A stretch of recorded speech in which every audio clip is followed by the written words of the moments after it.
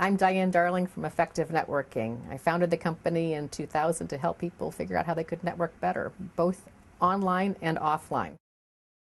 So I was starting another business called Lost and Found. I was going to help airlines and hotels manage their lost and found inventory. You leave your BlackBerry at the hotel, you want to get it back. They really don't want it because it's not what they do for a living. I was interviewing hotels, I was talking to airlines, and someone said to me, "How are you getting these meetings?" And I said, "I don't know." I mentioned it to George. George says, "I've got a sister who works at the airlines. I'll set you up for a meeting." And the person said, "I don't mean to be disrespectful, but you've never run a business before. Why do they help you?" And I'm like, "Because I'm going to solve their problem. It's not my problem. I'm going to be the conduit." And they said, "Can you teach me how you network like that?" And I'm like, "Network like what?" I didn't even think of it as a skill. So people were asking me, "How do you get all these meetings?" And the next thing you know, I mean, the meetings were phenomenal. I'm sitting down with a CEO of a hotel chain. I'm on the phone with, I'm an executive at the airline. And so these very senior executives were giving me their time. People who, often are very time strapped. But over and over again, they thought, this person's going to solve my problem. So I'm plugging away doing this lost and found thing, and it's so exciting, and these meetings are happening. I'm assuming this is just a win. And then a day that changed a lot of our lives happened, September 11th, 2001. And at that point, I realized my business was gone. I put in a lot of money, put in most of my savings. And sadly, it was a very personal loss for me because my former boss, who was my most likely investor, was killed on the first plane. September 13th, I'm at his service. And I'm just like, I have no idea what I'm going to do now. And the phone rang and said, "Aren't you the one who does the networking thing?" And to kind of step back, I had actually incorporated August 14th, 2001. And when I was doing these workshops for this nonprofit, it was the attorney who said to me, "I think this might have legs. You should incorporate." And I'm like, "What do I call it?" She said, "See if Effective Networking is available." Because it's what you do. It's effective. Effective Networking was available. That's how I incorporated.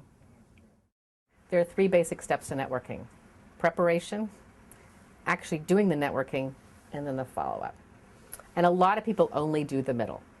They don't do any preparation and they don't do much follow-up. And that's where most people fail. And so I will spend a lot of time researching ahead of time, before, who's going to be the speaker, who's going to be at the event, who's the host, who's on the committee of the organization, who's the executive director, where did they go to school. In many cases, I will actually email them ahead of time. And the social networking sites have been phenomenal for this. LinkedIn is probably one of my favorites. I do Facebook more.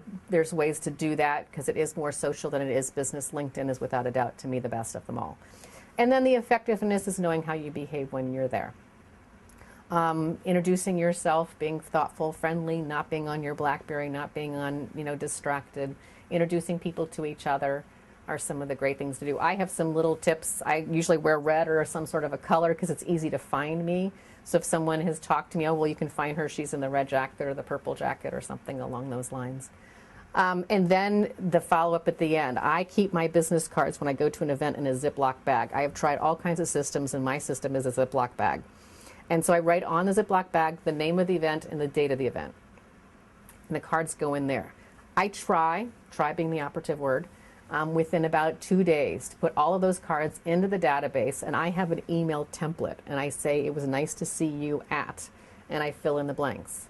"It was nice to see you at," fill in the blank. "I enjoyed our conversation about," fill in the blank. If they want some information from Effective Networking, I'll call you in a few days to follow up on this. So I think if you have those 3 kind of elements that are really, really important, the preparation, the actual action step, and the follow-up, it will really, really help you. So there's 3 main elements of networking. Skills, you got to know how to shake hands, you got to know how to introduce yourself. I actually have something that I have tagged called the Dyslexic Introduction. And parents get this right away. When you pick up your kids at a play date, you have no name. I'm so-and-so's mom, I'm so-and-so's dad. For 20 plus years, my mother had no name. She was Diane's mom. In the business world, we'll say, "Hi, I'm Diane Darling. I teach networking skills," or "I'm a friend of Joe's." We say it in a way that the person can't pay attention. If you say what you do first or what your connection is first, then your name, 2 things happen. 1, they're most likely to remember your name. And 2, you've given them a context in which to have a conversation. So those are skills, things that you can learn, very easy to learn. And the other part is strategic. Where do you network? Why? Who do you talk to? Who do you not talk to? again, as I mentioned this before, you talk to any person, you're always nice to everyone.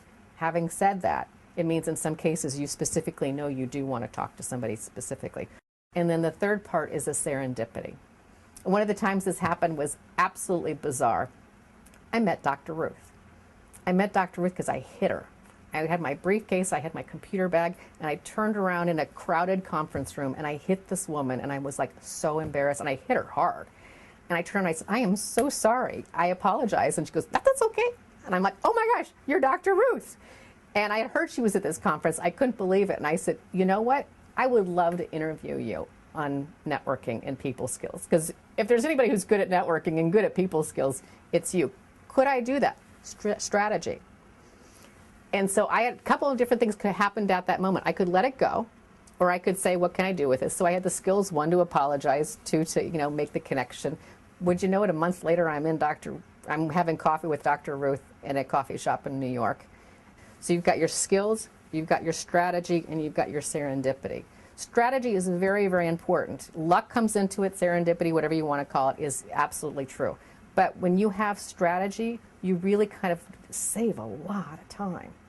You can save a lot of energy because it lets you kind of zone in to where you want to be. Social networking is just like, wow. I mean, it's such an amazing tool. Food is an amazing tool. It can be abused. Water is an amazing thing. It can be abused. Lots of things are great in life, but lots of things are not great when they're overused or misused. I will also say, though, that I'm seeing a trend, and I don't know for sure because it's just some observation, is that introverts are more extroverted online. And the introverts tend to be more prolific, chatty, out there. I mean, I get emails so often from these people. I'm like, enough. And I know they would not call me every day. I know that they would not be out at, every morning at different events. So I think in some cases what's interesting is the social networking has empowered a population that to date hasn't known how to get their voice about sharing what they're doing. There's 4 or 5 key social networks I think everybody should be on. LinkedIn, absolutely. If you're not on LinkedIn, it's kind of like not having a cell phone these days. It's a tool you need to have. 2 is Facebook. And once you get a certain amount of enough personal friends, you can have a business page or a fan page. And businesses want to have both. And the reason why is you do keep some things separate. And also, if you are soliciting for your business on your personal page, Facebook will shut you down. But I think Facebook is one of the major ones that are going to be out there for a long, long time. More and more firms are using Facebook for recruiting, for retention, for explaining what they're doing to the community. A lot of the folks that are going into law firms now are the people who grew up on this, and so they're used to this. I think you do need to have social networking policies, and that basically needs to be common sense. You need to outline it? Yes, outline it. Basically say whatever you say online is your opinion, not the firm's. And obviously don't talk about clients, obviously don't talk about other things. When I get challenged on all of this, I say, before Facebook, before Google, there was gossip. You had no knowledge what it was. You knew people were talking about you. You knew you had a reputation, but you weren't able to hear it. Now you can actually hear it and see it. Twitter is another one. Jury's a little bit out on Twitter, but here's what I do with Twitter. I retweet articles. And so Twitter can be used in that way because then what happens is you start building a following, and you build people who know you as an expert or know you as somebody who shares knowledge. For an attorney, you do 2 types of networking, internal and external. The external is where you get your clients. Rainmaker, it's how you bring in business. The internal are, do you know who the partners are who make the decisions? Do you know the name of the assistant of that partner? And so you have to have 2 different groups here. I learned this not as an attorney, I learned this as a young person when I got fired. And my clients love me. Inside the office, I wasn't loved. And I learned, frankly, and I feel blessed, I learned it at an early age, the importance of doing the internal networking and how key that is for your success. And so I think for attorneys, if your goal is to get at a big firm, what you want to do is you want to know how to do the internal networking, be sure people know the projects you're working on. I will be a little bit gender specific now. I think women have a much harder time about saying, here's what I did and here's how great I did it. Men are much more comfortable about that. It goes back to when we're kids, and that's a whole different interview. But a part of it is that women, it doesn't mean you're bragging. It does mean you say, here's what I did for the firm, and here's the problem I solved for my client. And one of the biggest issues, I think, is that attorneys don't realize that they are solving a problem. I'm not hiring an attorney. I'm hiring someone to make a problem go away. Or I'm hiring somebody who's going to really help facilitate a solution that I don't have the skill set to do normally. And so I think one of the things that attorneys need to do is to realize that if they can go into a firm, and we'll start with a big firm and we'll trickle down. When you're at a big firm, you want to know who the players are. And you absolutely want to know who the assistants are. I would say one of the first things you should do is to go around and introduce yourself to the assistants and certainly the big players. Go to their bios. Right now I could go to every bio of every top firm and find out where they went to school, probably find out what boards they're on, what's their charity, a couple of different things about them. And I think that's a really important thing to do. And then as you get more and more senior in a firm and you're trying to make partner, that's when you have to say, oh, wow, I'm going to bring in business. And this is not something you've been taught at law school. Luckily, I'm getting some of the business now myself because I'm going to law schools and teaching this. But part of it is how can you really find out who needs you? And sometimes people are disgruntled with their firm. Rarely does the firm know that, you know. But and so if you are just a good person, you're letting them know what you do. Another thing that people often ask me, attorneys, to say, well, gee, I don't want to violate friendships. And I'm like, well, there's certain times when you don't do that. But also in many cases, that what you can do is say, my firm does this. Would you like my firm to reach out to you? And if you're the connector, and different firms have ways of compensating attorneys on this. But I think it's something to really think about is how can you be, again, a connector and make those things happen. Big law firms, and I don't know if the number is still true, but they were telling me that it cost them $10,000 by the time they vetted a first-year attorney to come in. Wine and dine them, check the references, had partners sit down, they look at the lost opportunity costs and everything else, and they've sunk in 10 grand. At the time, again, I don't know if it's still true, it's about 3 to 4 years before that attorney has covered their costs. They've paid for assistance, they've paid salary, they've paid expenses, they've paid bar dues, all those sorts of things, bar tabs, and they've done all of that. And so that's really it. So you get to a certain point where that lawyer has to start bringing in money. They have to start covering their costs. One of the things that they often overlook are all the different contacts they had. I interviewed Carl Yankowski. I think he's a former CEO of Sony and a couple of other big companies. And his lawyer is somebody he wrote against at Princeton.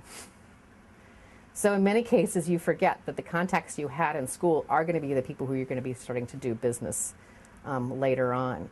So begin, again, staying in touch with these people. Technology has made this so much easier than it used to be. So I would say that's one of the first things that they need to do. If you're at a small firm or a medium firm or even out on your own, you're going to realize right away you're in sales.